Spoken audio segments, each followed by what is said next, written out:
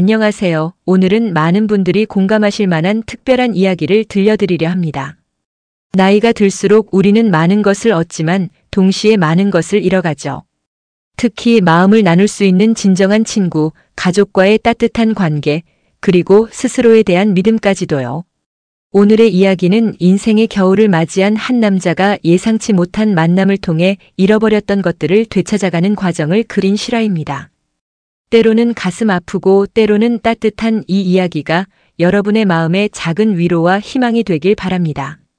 자, 그럼 지금부터 그의 겨울의 이야기를 시작하겠습니다. 시작 전 구독과 좋아요 부탁드립니다. 감사합니다. 나는 정만이다. 올해로 68세. 은퇴한 지 벌써 3년째다. 창밖으로 첫눈이 내리고 있었다. 아내와 함께 보낸 40년의 세월 중에서 이렇게 차가운 겨울은 처음이었다. 아니, 어쩌면 추운 건 날씨가 아니라 내 마음이었을지도 모른다. 여보, 저녁 차려놨으니 먹어요.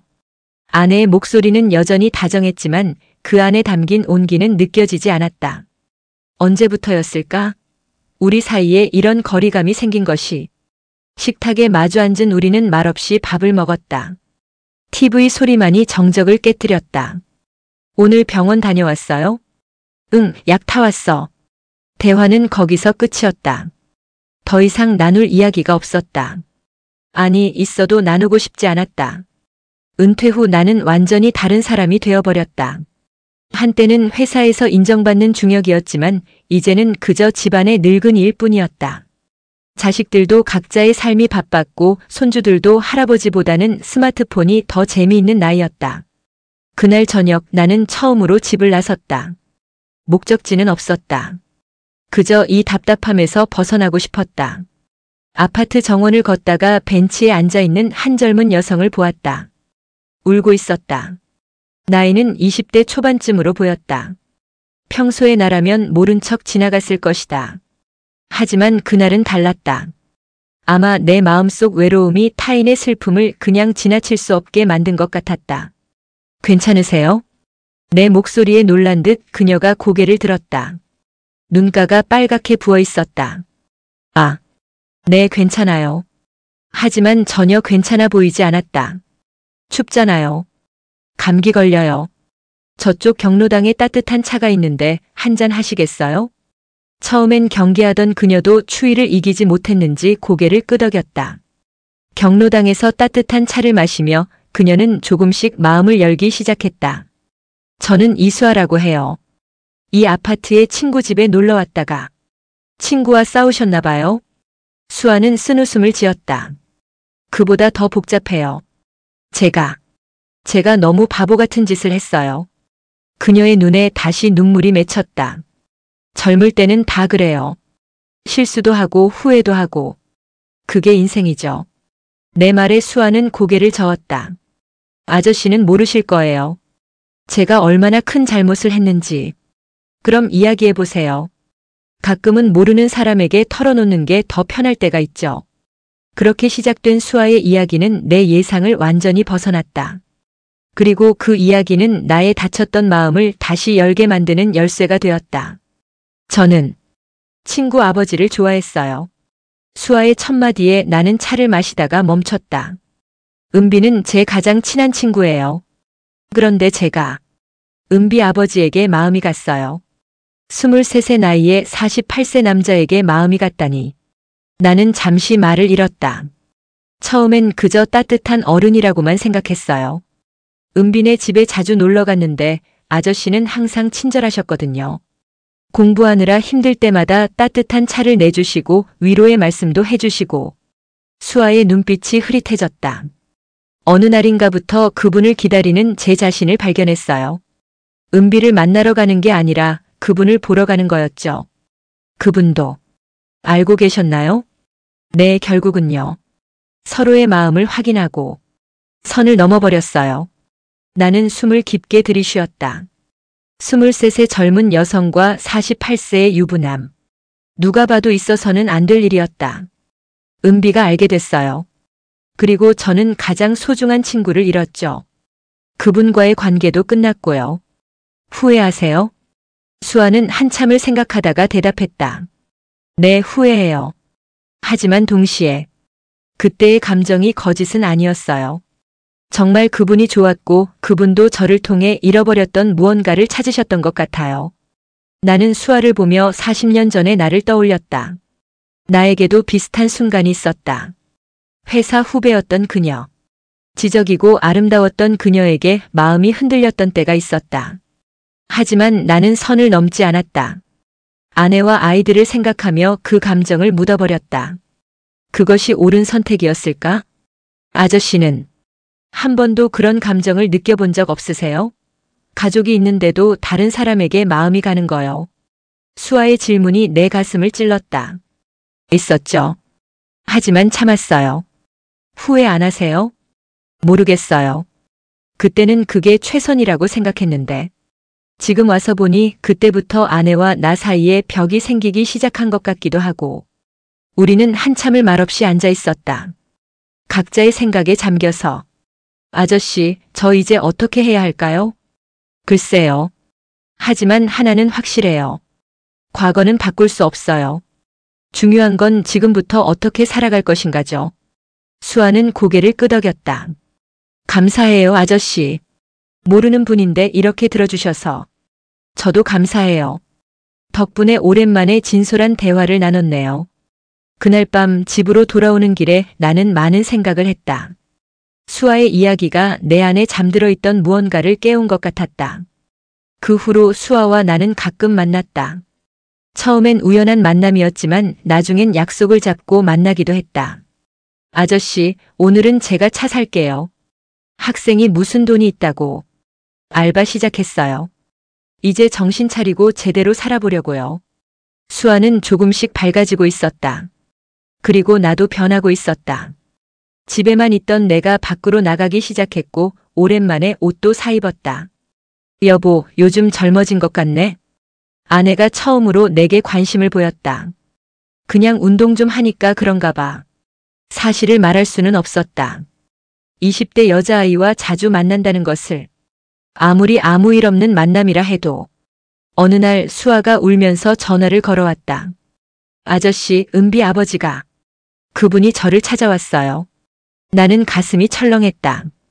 지금 어디야? 집 앞 공원이에요. 나는 서둘러 공원으로 갔다. 수아는 벤치에 앉아 어깨를 들썩이며 울고 있었다. 무슨 일이야? 그분이 다시 시작하자고 하세요. 아내와 이혼할 거라고. 저를 위해서라고. 나는 한숨을 쉬었다. 48세 남자가 23세 여자를 위해 가정을 벌인다? 그것이 진정한 사랑일까 아니면 일시적인 열병일까? 너는 어떻게 생각해? 모르겠어요. 한때는 정말 그분을 사랑했어요. 지금도 마음 한구석에는. 하지만 은비를 생각하면, 그리고 그분의 가족을 생각하면. 수아야, 내가 한 가지 물어봐도 될까? 수아가 고개를 들어 나를 봤다. 만약 그분이 가족을 버리고 너에게 온다면 너는 평생 그 죄책감을 안고 살 수 있겠니? 그리고 언젠가 그분이 너에게도 같은 일을 할지도 모른다는 불안감도. 수아의 눈에서 또 눈물이 흘렀다. 알아요. 알고 있어요. 하지만 마음이 내 뜻대로 되지 않아요. 나는 수아의 손을 잡았다. 차가운 손이었다. 수아야, 가끔은 사랑보다 중요한 게 있어. 그건 바로 자기 자신에 대한 존중이야. 내가 스스로를 존중하지 않으면 다른 사람도 너를 존중하지 않아. 그날 이후 수아는 며칠간 연락이 없었다. 걱정이 되어 전화를 했지만 받지 않았다. 일주일쯤 지났을까? 수아에게서 문자가 왔다. 아저씨, 저 결정했어요. 그분께 안 된다고 했어요. 그리고 이번 주말에 부모님 계신 지방으로 내려가기로 했어요. 서울을 떠나서 새로 시작하려고요. 나는 안도감과 동시에 아쉬움을 느꼈다. 수아와의 만남이 내게 얼마나 큰 의미였는지 그제야 깨달았다. 잘 생각했어. 가기 전에 한번 보자. 마지막 만남은 처음 만났던 그 벤치에서였다. 겨울이 시작될 때 만나 이제 봄이 오려 하고 있었다. 아저씨, 그동안 정말 감사했어요. 아저씨가 아니었으면 저 정말 잘못된 선택을 했을 거예요. 나도 고마워. 너를 만나서 많은 걸 배웠어. 아저씨가 저한테 배운 게 뭐가 있어요? 나는 미소를 지었다. 젊음이 가진 순수함 그리고 실수를 통해 성장하는 용기. 무엇보다 나도 아직 살아있다는 걸 느끼게 해줬어. 수아가 놀란 눈으로 나를 봤다. 아저씨, 오해하지 마. 내게 어떤 감정을 가진 건 아니야. 하지만 너와의 만남이 내게 삶의 활력을 준 건 사실이야. 덕분에 나도 다시 아내와의 관계를 돌아보게 됐고. 정말요? 사모님과 좋아지셨어요? 노력 중이야. 40년을 함께 산 사람인데 이제 와서 포기할 순 없잖아. 수아가 환하게 웃었다. 처음 봤을 때의 그 슬픈 얼굴이 아니었다. 아저씨도 꼭 행복하세요. 사모님과 함께요. 그래, 너도 행복해. 그리고 가끔 안부 전해줘. 우리는 마지막으로 포옹했다. 할아버지와 손녀 같은 따뜻한 포옹이었다. 수아가 떠난 후 나는 일상으로 돌아왔다. 하지만 뭔가 허전했다. 규칙적이던 만남이 사라지니 다시 무료함이 찾아왔다. 그러던 어느 날 아내가 뜻밖의 말을 꺼냈다. 여보, 그동안 젊은 여자 만났죠? 나는 깜짝 놀랐다. 무슨 소리야? 다 알아요. 옆집 김 여사가 봤대요. 젊은 여자랑 자주 다니는 거. 나는 할 말을 잃었다. 변명을 해야 할까? 사실을 말해야 할까? 그래, 만났어. 아내의 표정이 굳어졌다. 하지만 내가 생각하는 그런 관계는 아니야. 그 아이는 필요 없어요. 저도 이제 지쳤어요. 40년을 함께 살았는데 이제 와서 이런 일이 생기다니. 아내는 눈물을 흘리고 있었다. 40년 만에 처음 보는 아내의 눈물이었다. 당신이 은퇴하고 나서 얼마나 힘들어하는지 알았어요. 그래서 일부러 모른 척했죠. 혼자만의 시간이 필요할 거라고 생각했어요. 하지만 다른 여자라니. 나는 아내의 손을 잡으려 했지만 아내는 피했다. 잠깐 내 말 좀 들어봐. 정말 아무 일 없었어. 그 아이는 그저. 하지만 아내는 방문을 닫고 들어가 버렸다. 그날 밤 나는 거실 소파에서 잤다. 아니, 잠을 잘 수가 없었다. 수아와의 만남이 순수했다고 해도 아내 입장에서는 배신일 수 있다는 걸 그제야 깨달았다. 다음 날 나는 아내에게 모든 것을 털어놨다. 수아와의 첫 만남부터 마지막 작별까지. 그 아이는 방황하고 있었어. 나도 마찬가지였고. 우리는 서로에게 위로가 되어줬을 뿐이야. 아내는 한참을 듣고만 있었다. 그래서 그 아이 덕분에 다시 젊어진 기분이었나요? 어떻게 보면 그래. 하지만 그게 다가 아니야. 그 아이를 통해 내가 깨달은 건 내가 정말 소중히 여겨야 할 사람이 누군지였어. 아내가 처음으로 나를 쳐다봤다. 바로 당신이야. 40년을 함께한 당신. 내가 너무 당연하게 여겼던 하지만 가장 소중한 사람. 아내와의 화해는 쉽지 않았다. 며칠간 서먹한 시간이 이어졌다. 하지만 나는 포기하지 않았다. 여보, 오늘 같이 산책이나 할까? 우리 처음 만났던 그 공원 기억나? 거기 가보고 싶어. 아내는 한참을 망설이다가 고개를 끄덕였다. 40년 전 우리가 처음 만났던 공원. 많이 변했지만 여전히 그 자리에 있었다. 여기서 당신이 프로포즈했죠. 아내가 먼저 말을 꺼냈다. 그때 내가 뭐라고 했는지 기억나? 평생 나만 사랑하겠다고 했죠. 미안해. 그 약속을 못 지킨 것 같아서. 아내가 나를 돌아봤다. 그 젊은 여자. 정말 아무 일 없었어요? 응. 정말이야. 하지만 그 아이를 통해 느낀 건 있어. 내가 살아있다는 느낌. 그리고 그 느낌을 당신과 함께 나누고 싶다는 생각. 무슨 말인지 모르겠어요. 나는 아내의 손을 잡았다. 이번엔 아내가 피하지 않았다. 우리 다시 시작해보자. 처음부터. 은퇴했다고 인생이 끝난 게 아니잖아. 이제부터가 진짜 우리만의 시간이야. 아내의 눈에 눈물이 맺혔다. 사실 나도 외로웠어요.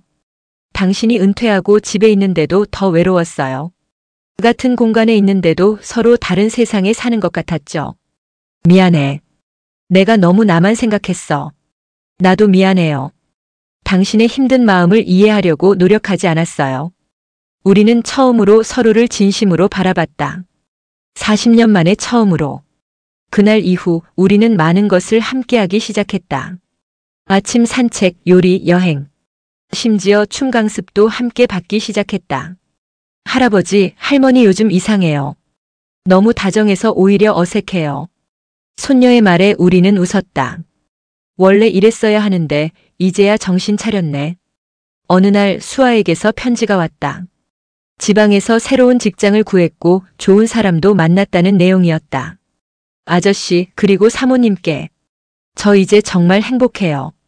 아저씨가 가르쳐준 대로 저 자신을 먼저 사랑하니까 저를 진심으로 사랑해주는 사람도 만났어요. 두 분도 항상 행복하세요. 아내와 함께 편지를 읽었다. 좋은 아이네요. 그래, 정말 좋은 아이야. 그 아이에게 고마워해야겠어요. 덕분에 우리가 다시 찾은 거니까. 나는 아내를 안았다. 따뜻했다. 우리가 잃어버렸던 것들을 이제야 되찾은 것 같았다. 1년이 지났다. 다시 겨울이 왔다. 작년 이맘때를 생각하면 꿈만 같다. 그때의 나는 모든 것을 잃었다고 생각했다. 젊음도 열정도 사랑도. 하지만 지금은 안다. 잃은 게 아니라 잠시 놓쳤을 뿐이라는 것을. 여보, 수아한테서 또 편지 왔어요. 아내가 웃으며 편지를 건넸다. 수아는 결혼한다고 했다. 청첩장도 함께 왔다. 가볼까? 그럼요. 꼭 가야죠. 우리는 이제 수아를 우리 인생의 은인이라고 부른다. 그 아이가 없었다면 우리는 여전히 같은 집에 사는 남남이었을 것이다. 경로당에서 만난 친구들이 우리를 부러워한다. 자네들은 좋겠어. 이 나이에 신혼처럼 지내니. 다 늦었다고 생각하지 말고 지금이라도 시작해봐. 우리도 작년까지는 남남이었어. 사실이다. 우리는 68년을 살면서 작년 겨울에 처음으로 진짜 부부가 되었다. 오늘도 아내와 손잡고 공원을 걷는다. 작년에 수아를 처음 만났던 그 벤치를 지나며 생각한다. 그해 겨울, 우리가 정말로 잃은 것은 무엇이었을까? 젊음? 아니다. 우리는 여전히 젊다. 열정? 아니다. 오히려 더 뜨겁다. 사랑? 절대 아니다. 이제야 진짜 사랑을 알게 되었다. 우리가 잃었던 것은 단 하나였다. 서로를 바라보는 눈, 서로의 마음을 듣는 귀, 서로를 느끼는 가슴. 그리고 그 모든 것을 되찾은 지금 우리는 인생에서 가장 행복한 겨울을 보내고 있다. 여보. 응? 사랑해. 나도. 40년 만에 주고받는 진심 어린 고백. 이것이 우리가 그해 겨울에 찾은 가장 소중한 것이다. 눈이 내린다. 작년처럼 차갑지 않다. 오히려 따뜻하다. 우리가 함께 있기 때문이다. 여러분, 정말 시의 이야기 어떠셨나요? 때로는 위기가 오히려 기회가 되기도 합니다. 68세에 찾은 진정한 사랑, 40년 만에 되찾은 부부의 의미. 이것이 바로 인생의 아름다움이 아닐까요? 혹시 지금 배우자와의 관계에서 권태를 느끼고 계신다면 너무 늦었다고 생각하지 마세요. 사랑에는 유통기한이 없습니다. 단지 우리가 잊고 있었을 뿐이죠. 오늘 당장 배우자의 손을 잡아보세요. 그리고 진심으로 들여다보세요. 분명 그 안에서 처음 만났을 때의 설렘을 다시 발견하실 수 있을 거예요. 우리 모두의 겨울이 따뜻하기를, 그리고 잃어버렸던 것들을 다시 찾을 수 있기를 진심으로 응원합니다. 재밌게 들으셨다면 구독과 좋아요 꼭 눌러주시고 주인공에게 힘찬 응원의 댓글도 많이 남겨주세요.